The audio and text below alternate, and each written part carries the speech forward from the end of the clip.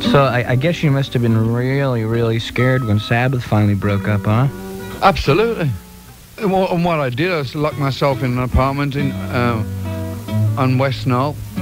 Well, I got some apartments down there, and I just shut the curtains, ordered liquor from Gil Turner's every week. My Gil wife Turner's. now was then kind of handling Black Sabbath's affairs. And she came around one day. She said, "Look," she says, "we've let Black Sabbath go because the original idea from her airbrained father was that he wanted me to do one night and Dio to do the next night." And I says, "You've got to be stoned. Don Out of Arden. your mind." And then he wanted to call my name, the son of my band, the son of Sabbath. I said, "Oh, screw it, man. Give me a break."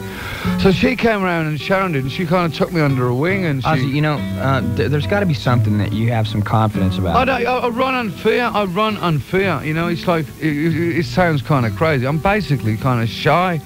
I mean, but, you know, I was kind of shy, rather. And it's like, to get over this barrier, I would attack an audience. And when I go on stage, I don't so much perform, but I kind of attack the audience, you know. Yeah. I can't really explain It's an what goes through exorcism. my mind when I'm on the stage. I mean, the on-stage Ozzy and the off-stage Ozzy Two different things. is like light years apart. Yeah, yeah. See, I know how that feels, Ozzy, because you know, when I go on stage, I feel totally different too. As soon as I put on my guitar, I become a different person. It's almost like you become possessed when you get out there, and unfortunately, you can't live like that.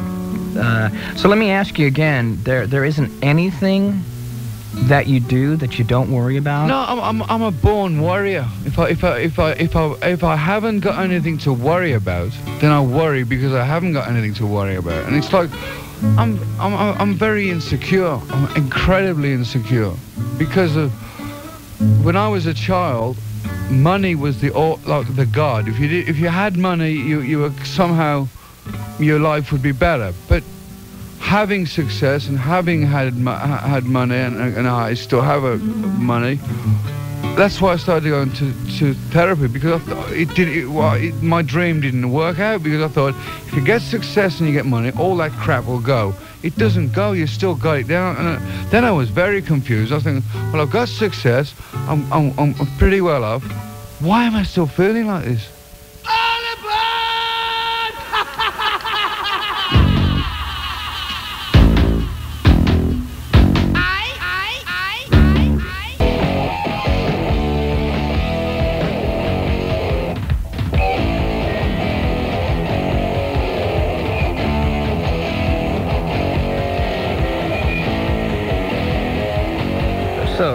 So let me see if I got this right. You're in this apartment, you're feeling alone and insecure, Sabbath's broken up, you're financing Gil Turner's, and you're not sure what you're gonna do next. How did you get hooked up with Randy Rhoads? The truth of the story was, I was doing auditions. Now, I'd never auditioned anyone in my life, and I met Dana Strum from Slaughter. He's been around forever, he's been around for long. And he said to me, I know this incredible guitar player. Ozzy was really looking to go to England, get a guitar player from England, and I, on my hands and knees, begged, look, I know there's a bunch of guys in LA that are getting hot. Eddie Van Halen was now playing around the clubs. There was George Lynch, and there was this other guy that was real interesting to me because I thought he was so underrated, named Randy Rhoads. And I asked him if he'd come to a studio that I was working at where I would lasso Ozzy somehow out of one of his, at the time, intoxicated stupors that probably I'm sure he's previously described to you. And that somehow or another I would get him in my car and I would get him to meet Randy. And I said, well, just bring the stuff you have. Then he said, well, there's one more problem. I need $10 for gas to get back and forth because I'm not getting paid yet, believe it or not. And I said, well, that won't be a problem. I think we can get $10 together, you know. But in my mind, I knew that if Ozzy heard Randy, that it was going to be magic. Another number off the album now.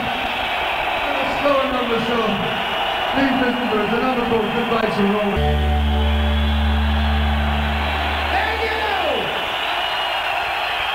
Hi, this is Nikki Sixx Don't of Motley you stop, Crue, and Joe. you're listening to Let the Madness Continue on the Global Satellite Network.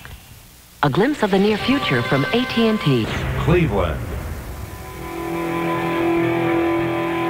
Following Randy's death, Dana Strum was once again asked to find Ozzy a suitable replacement.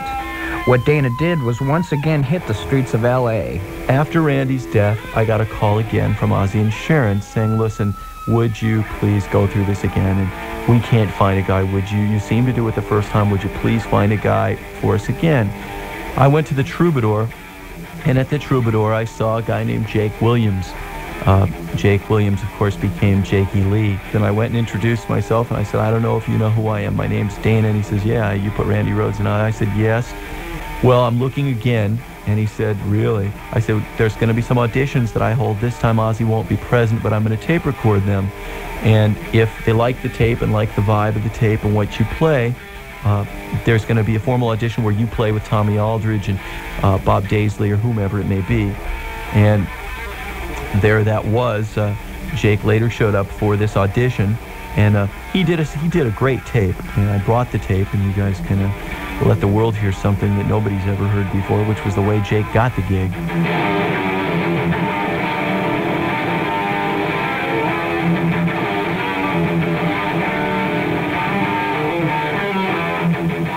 How did Randy help give you the confidence to continue as a solo artist?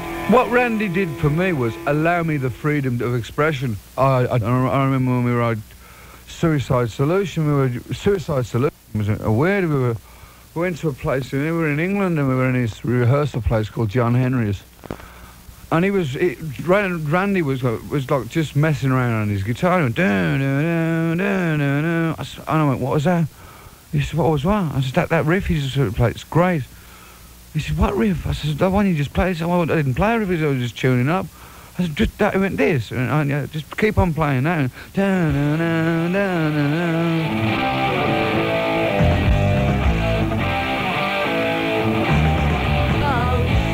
Here's Nikki Sixx talking about the first couple of Ozzy solo LPs with Randy Rhoads. His first album just reminds me that, you know, The Diary of a Madman, Blizzard of Oz, all that reminds me of just a time in my life that everything was solidifying for me, so it brings up really good memories. You know, my band, my life, things for myself were going really good, and I think of that music, it reminds me of that.